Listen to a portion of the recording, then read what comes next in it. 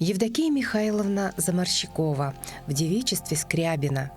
Она стала достойной продолжательницей своего рода, берущего начало от первопредка народа Саха-Эляя. Вместе с супругом Иннокентием Петровичем они бережно передали своим детям и внукам лучшие семейные традиции и знания культуры своего народа. Я, честно говоря, мечтала стать дизайнером одежды, но у меня что-то не сложились отношения с черчением, и поэтому я решила вдруг, с подружкой решили пойти сдавать ее документы на ФИЯ. В то время он назывался факультет иностранных языков ФИЯ, это сейчас институт у нас, Институт зарубежной филологии и регионоведения. И получилось так, что заодно я с ней тоже сдала документы, поскольку английский у нас был на первом месте. Мы с ней вместе ходили в кружок английского языка. И поэтому мы решили вместе сдать документы. И вот я до сих пор не жалею, что поступила именно так. Вообще нас 4 детей. Я являюсь младшим ребенком. Старшие 2 брата, Михаил, Валентин, потом вот Лена. И через 8 лет, они рождались каждые 2 года, потом был перерыв 8 лет, и вот родилась я. Мама, папа всегда были на работе, и меня воспитывали мои старшие братья и сестра. Папа у нас был тогда, вот на период, когда я училась в школе, он был руководителем, начальником управления профтехобразования. И наш старший брат Михаил закончил такой вот СПТУ номер 1. У него первая профессия была водителем. Потом он уже закончил университет, да, стал юристом. А я вступила в СПТУ номер 8 сразу после школы. И у меня есть диплом портной верхней женской одежды. Практически сразу после того, как я закончила вот это вот училище, у меня была попытка поступить на медфак, и я, вот к своему удивлению, я не сдала первый экзамен по биологии. Я его провалила просто. Я была, конечно же, очень расстроена, но тогда, конечно же, меня в первую очередь поддержала наша мама. Она сказала: дорогу осилит идущий. Если ты решила стать врачом, выбрала для себя эту профессию, попробуй поступить в медицинское училище. То есть база все равно должна быть какая-то, да? Конечно же, я послушалась ее совета отца, и вот поступила в медицинское училище. Через 2 года я его закончила с красным дипломом, и уже без... один экзамен я сдала и поступила уже на медицинский факультет нашего университета, закончила его, и вот с тех пор я работаю врачом. Мама у нас работала всю жизнь. До последнего дня, можно сказать, своей жизни она все время работала. Она себя просто не представляла без работы. Родилась она в таежном селении Ботулу, называется. Это первый Жемконский наслег Орджоникидзевского, но сейчас он называется Хангаласский улус. Да? Она родилась в многодетной семье. Наша дедушка с бабушкой Екатерина Егоровна и Михаил Николаевич, они были колхозники. Без образования, Да, как практически все тогда, бедные, в те времена. Да, как все в те времена. И у них родилось 15 детей. 15 детей, но из них, к сожалению, остались только 1/3, получается, 5 детей остались живы. Это Еремей, наш самый старший тай, который прошел всю Великую Отечественную войну до Берлина, кавалер, орденоносец, красавец, мужчина, приехал после фронта. Затем шел брат Михаил, он тоже был призван на фронт, тоже вернулся живым, невредимым, но, к сожалению, рано его унесла жизнь. Он, спасая людей, когда была авария, очень крупная авария, произошла столкновение парома с каким-то другим судном. И тогда он, спасая людей, сам утонул. Затем сестра Анна, старшая нашей мамы, но она тоже скончалась от болезни в молодости. Затем наша мама И в 1945 году, как бы вознаменование того года, что вот, который является нашим победным годом, родился ее младший брат Валерий. Валерий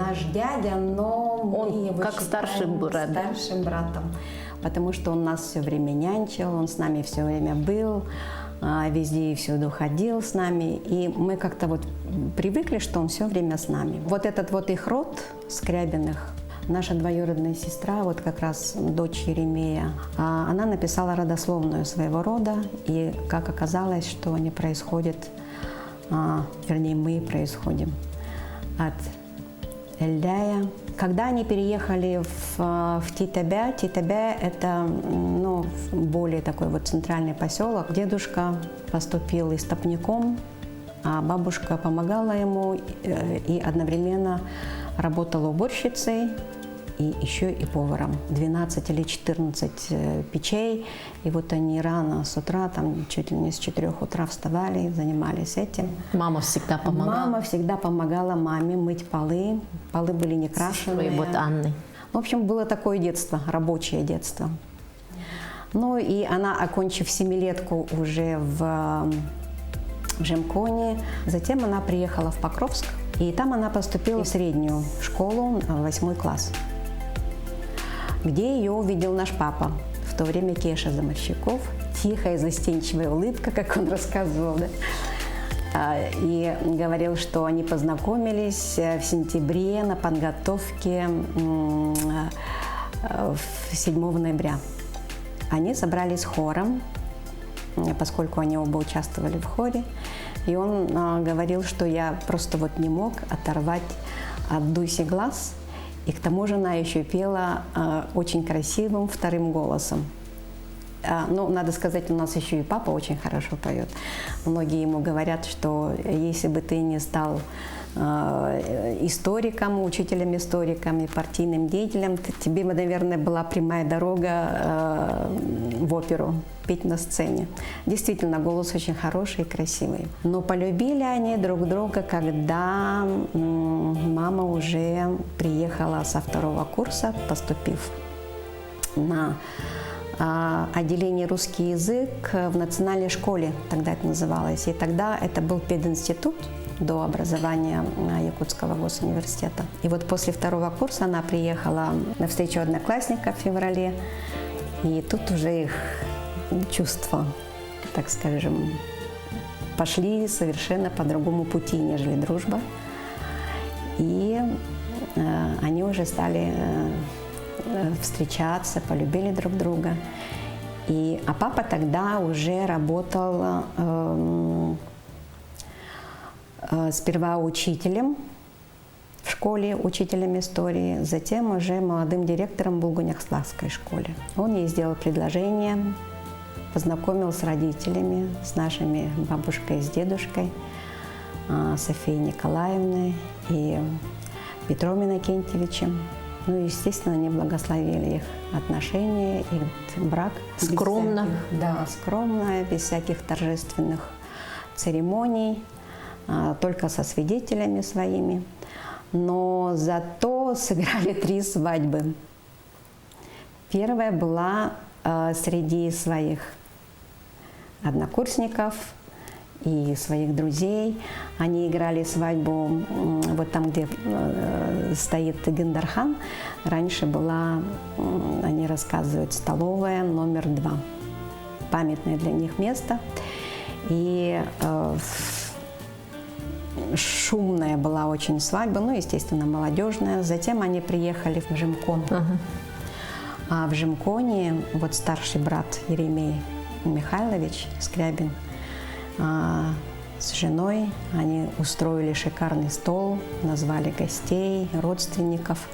Это была их 2-я свадьба. И затем они играли свадьбу у родителей папы. Он повез ее в Булгуняхтах специально знакомить с коллективом своей школы, потому что коллеги очень хотели посмотреть на маму.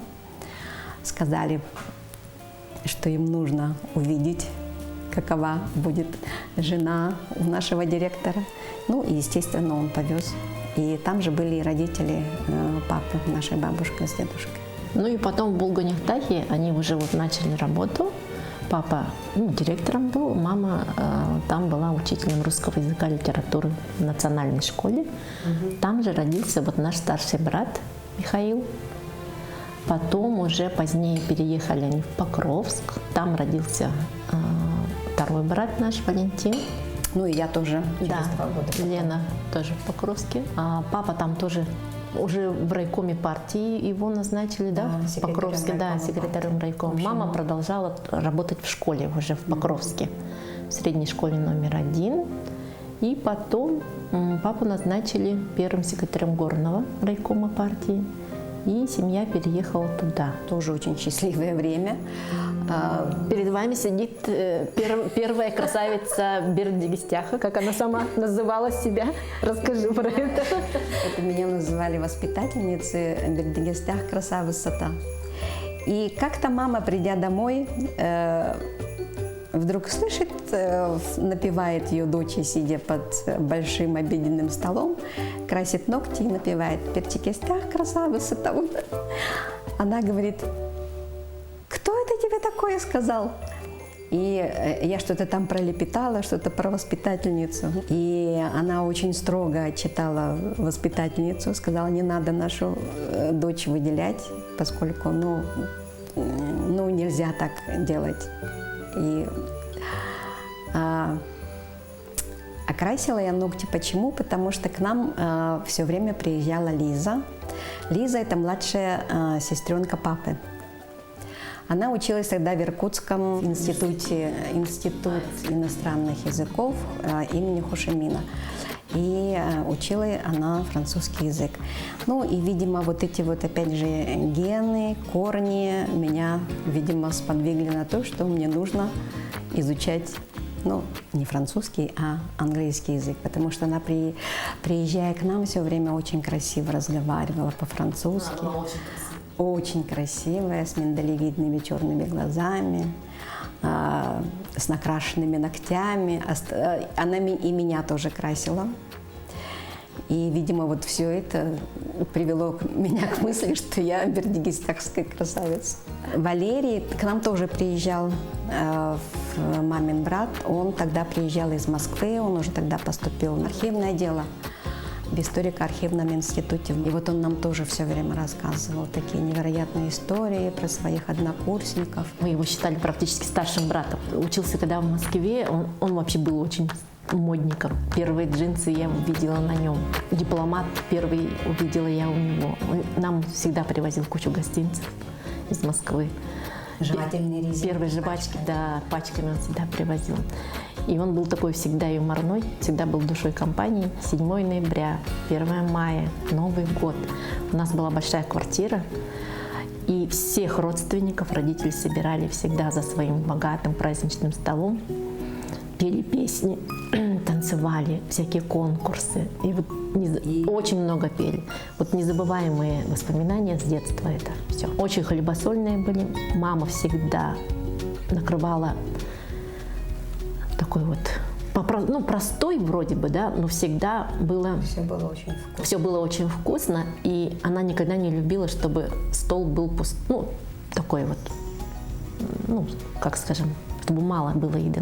Всегда готовила достаточно много, но при всем при этом очень четко рассчитывалась всегда. Очень много родственников было всегда в обеденный перерыв, поскольку мы жили в центре, в самом центре, это, где площадь Ленина. И все родственники, все знакомые, кто бывал вот по делам, по каким-то своим, по служебным, да, в центре, они всегда знали, что они могут прийти к нам, и всегда будет тарелка горячего супа, чашка горячего чая с молоком. Это было обязательно. И я помню, всегда мама вставала очень рано. Очень. Она вставала где-то в 4, полпятого, и за это время она успевала переделать кучу дел. Пока мы спали, она успевала готовить обед, поскольку она работала всегда, всю жизнь она работала, как Лена сказала, да, но тем не менее она успевала это все. Причем она с утра еще мыла полы, а квартира у нас 3-комнатная, комнаты большие, и вот пока мы спали, мама все успевала, как Золушка. Еще успевала при этом сделать зарядку. Это было ее святое. Хоть 15, хоть 10, хоть 5 минут, но ей нужно было подвигаться, сделать какую-то зарядку. Потом она продолжала эту зарядку, как она говорила, с помощью уборки. Потому что папа ей очень часто говорил: ну оставь, Дуся, ну что такое, ты же не успеешь на работу. Ну зачем себя так утруждать? А она говорила: нет, я таким образом делаю зарядку, двигаюсь, и это мне помогает. Готовила обед, вот да, и уходила на работу. И причем работа у нее, по-моему, была даже вот, ну, редакторский труд, как вы, наверное, сами представляете, это очень кропотливый и очень ответственный, потому что если ты неправильно что-то вычитаешь, неправильная какая-то стилистика в предложении, то, ну, ложка дегтя может испортить всю бочку меда. И она это прекрасно осознавала. Когда мы никогда не видели, чтобы мама просто так праздно сидела, там что-то скучала или что-то такое. Да. Она всегда, будет какая-то свободная минутка, она вычитывает свои тексты, сидит, правит на кухне, одновременно варит суп или жаркое, и в то же время правит свои тексты. У нее подруг было очень много, и у них была очень сплоченная студенческая группа. Вот Лена сказала, Рояж Б, да? Все мое детство я всегда помню, что они каждые 5 лет они собирались вот этим вот своей группой, и они в таком сплоченном, таком вот, на каком-то таком подъеме они все это организовывали, да? Ну вот их надо было просто видеть, когда они готовили вот эти вот встречи, как они перезванивались, как они смеялись, кто за что отвечает, кто у кого будет останавливаться, потому что встречи эти затягивались, но они были не на один день. Если они приезжали, поскольку они приезжали из разных улусов, соответственно, нужно было сделать так, чтобы они были хотя бы дня 3-4 вместе. Расписывались мероприятия прямо вот вплоть по часам, по дням, когда они пойдут в театр, когда они пойдут на выставку, за город, в лес или еще куда-то. Кто собирает деньги, там, кто на что покупает билеты и так далее. И вот после таких встреч, ну, наши родители буквально молодели. И вообще вот надо было видеть их встречи. Очень часто они приезжали с детьми, и мы очень тоже часто активно участвовали в этих встречах. И вот, казалось бы, ну, вот такие уже взрослые, достигшие определенного статуса люди. Там были и ученые, там были ответственные работники, и учителя школы, уважаемые учителя в школах. Они превращались, ну, вот, в беззаботных студентов. И прямо вот молодели на глазах, Шутки, прыгали, прибаутки. шутки, прибаутки, песни. Вот петь они любили очень. И голоса у всех были очень красивые. Слова все помнили. Вот я, к стыду своему, не помню очень многих песен, а вот наши родители помнили. Причем собирались не только дома, допустим, да, но и на даче. Даже ездили на автобусе, куда-то в лес выезжали с купалкой, с шашлыками.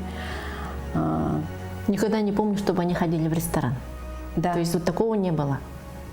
Такого вот у них, ну, скажем так, обычаи, традиции именно вот собираться и идти в ресторан. Ну вот как сейчас делают, допустим, да.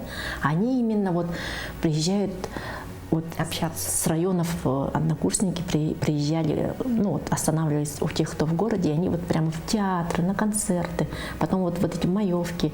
Так было здорово, вообще вот просто не передать.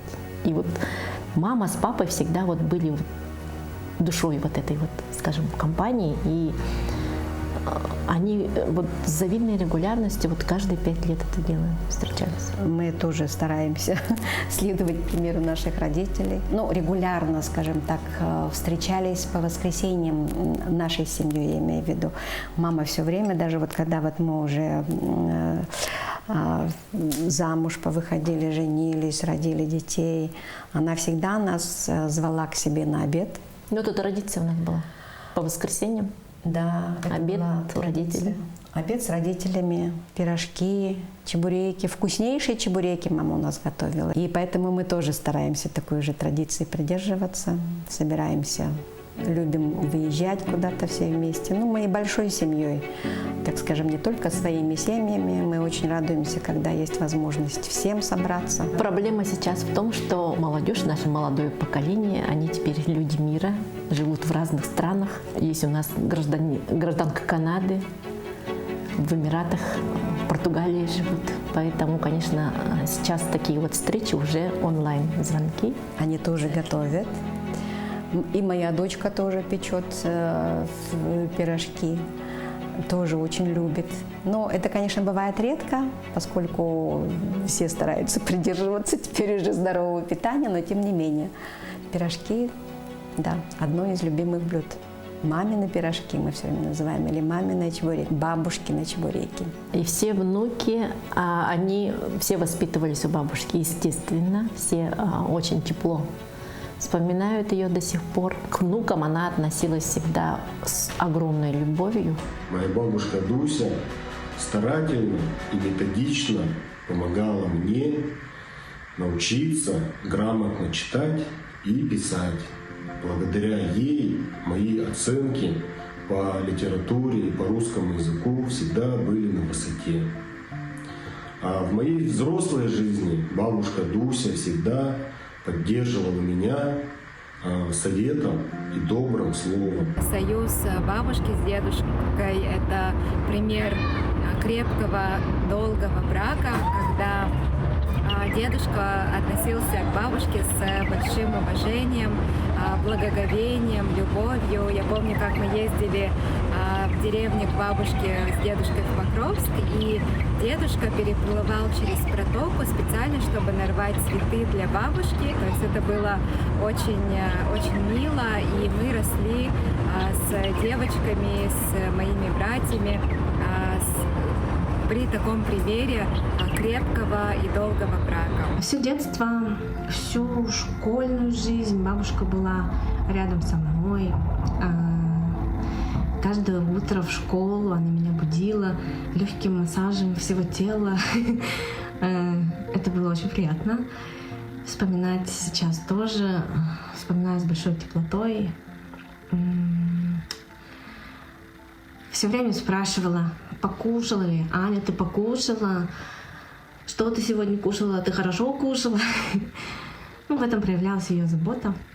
Даже когда я потом училась в Китае, она мне писала письма от руки на бумаге, где писала, чтобы я обязательно каждый день, приходя домой, мыла руки с мылом, и нос обязательно надо мыть с мылом. Хотя я никогда не мыла нос с мылом, и думаю, что это очень противно. Ну вот такая бабушка у нас была. Она была очень заботливая, с большим любящим сердцем и крепкими, теплыми объятиями, которые я до сих пор вспоминаю. С самого детства у нас были заложены очень хорошие жизненные ценности и прочный фундамент для будущей жизни. Бабушка с дедушкой были всегда для нас позитивным примером того, какой должна быть настоящая хорошая семья. И несмотря на то, что бабушки сейчас нет рядом с нами, я чувствую ее вклад и ее присутствие во всем, что мы делаем, особенно в наших поступках. Во многом благодаря дедушке с бабушкой у нас сейчас очень сплоченная и дружная семья, и мы можем положиться друг на друга. Я помню, как бабушка работала в Рио Бичик. Это тогда раньше был дворец детства. Я ходила на якутский фольклор примерно 3 раза в неделю и всегда заходила к ней попить чай с ее коллегами. Я помню, у нее были прекрасные коллеги, всегда мне наливали они чай, бабушка давала много конфет. Еще я помню, как бабушка нам всегда делала сюрпризы, подарки. И я как-то вот у нее научилась радовать своих друзей, близких, тоже делать им сюрпризы, подарки. Она всегда была очень скромной. Она никогда не красилась, никогда в жизни. Макияжа не было, да? Да. Единственное, что гигиеническая помада для губ, крем для рук. И она всегда делала маникюр. у нее были всегда ухоженные руки.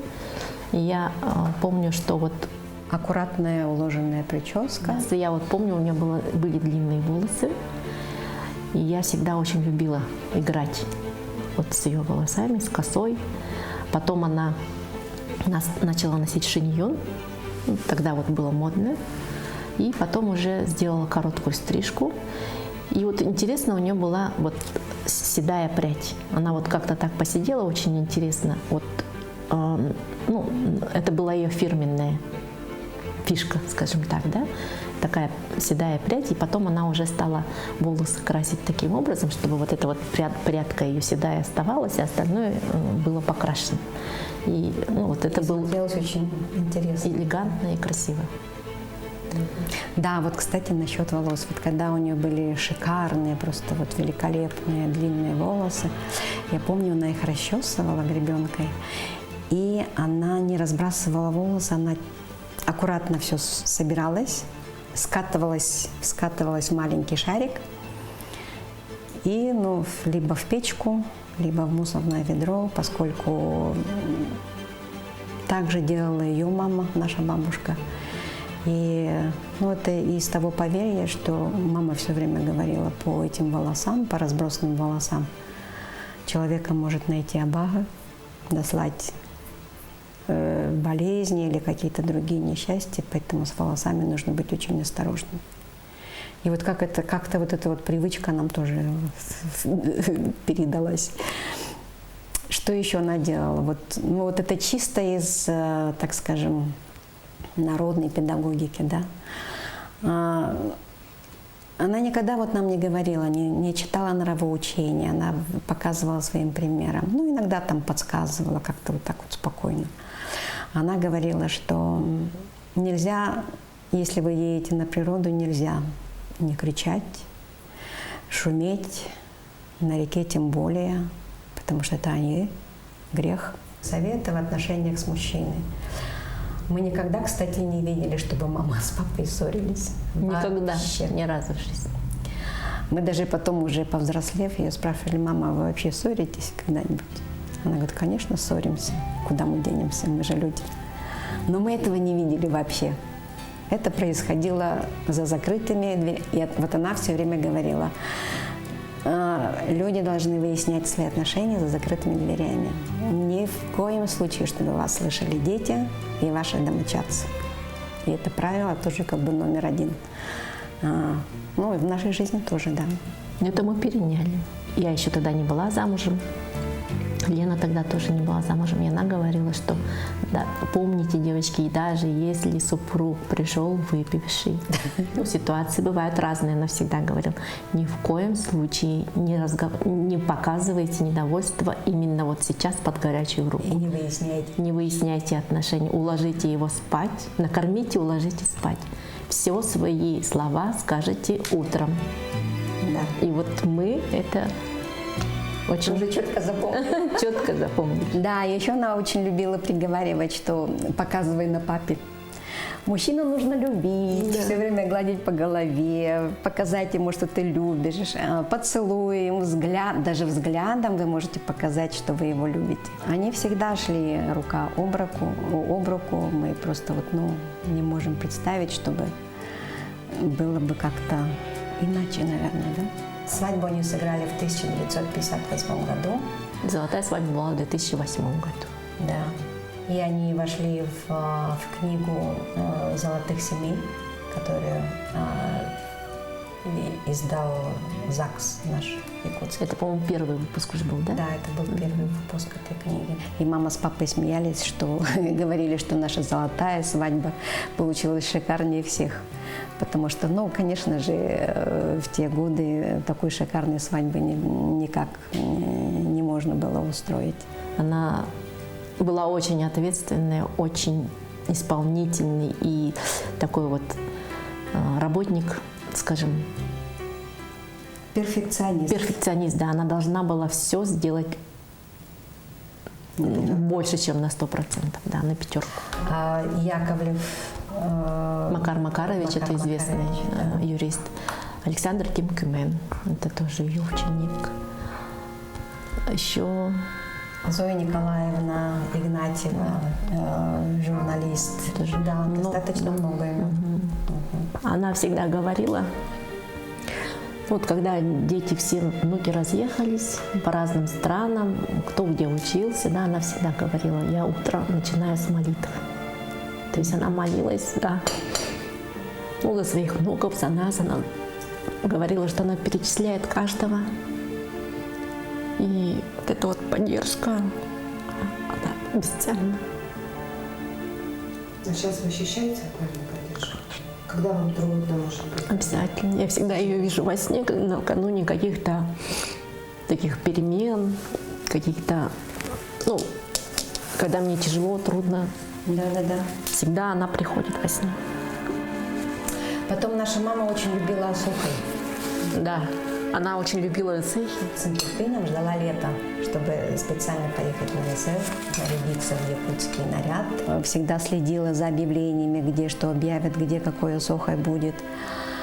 И под ручку с папой. Папа ее всегда сопровождал.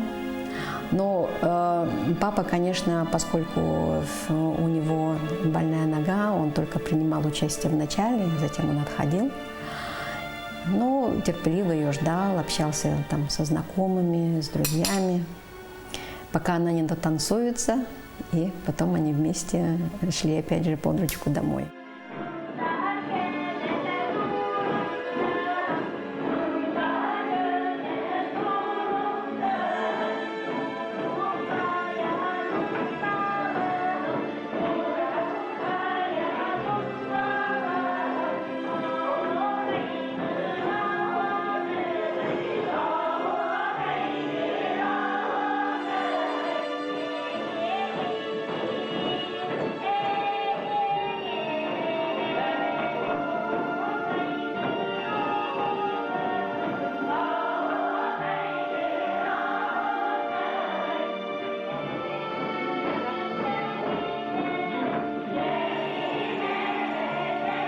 И, ну, вот в маме очень много этнопедагогических ценностей. То есть она всегда чувствовала, видимо, это вот у нее, опять же, от мамы, чувствовала, что нужно делать. Она всегда знала какие-то рамки, за которые нельзя переступать, чего нельзя делать, что можно, что позволено. Ну вот как-то вот она была человеком очень скромным, несмотря на то, что она была очень красивая женщина. И никогда не кичилась своей красотой. А наоборот, вела себя очень скромно и как бы держалась в тени отца. То есть для нее папа был как лидер. Глава семьи. Да, глава семьи. Она была ведомая, но она была шеей, опять же, с другой стороны. Потому что вот, ну, как ни крути, все равно, ну, говорят же, великих людей делают хорошие жены. И, ну, так же было и у нас в семье. Папа у нас был на виду, а мама была немножечко в тени. Она была нашим тылом, папиным тылом. Она воспитывала и нас, и смотрела и за домом, обеспечивала ему вот, ну, хороший, надежный тыл. Я вот помню, родители вообще, они всегда соблюдали традиции якутские, да? То есть мы, когда переезжали на дачу, обязательно топили печку. Первое, когда вот топка, всегда обязательно кормили огонь. Папа всегда кормил. У них всегда был дома камелек. Ну, он есть. Сейчас у нас в каждом доме есть камелек. И мы переняли эти традиции, что по каким-то важным событиям, когда кто-то приезжает там, из далекого путешествия там, или еще кто-то, какой-то дорогой гость, если приходит, какие-то важные события в семье. Да, если какие-то важные проекты начинаются, да, всегда мы кормим наш очаг. И мама всегда говорила, что в каждом доме должен быть свой очаг, что этот очаг нельзя носить из дома в дом. И они вот в свое время нам каждому подарили, каждую семью такие очаги, камельки, да. И мы вот сейчас эти традиции очень сильно соблюдаем. И я своей дочке увезла этим летом в Португалию такой же камелек. Я надеюсь, что она тоже будет продолжать эти традиции. То есть все-таки хотелось бы, чтобы наши дети, наши внуки чтили свои корни.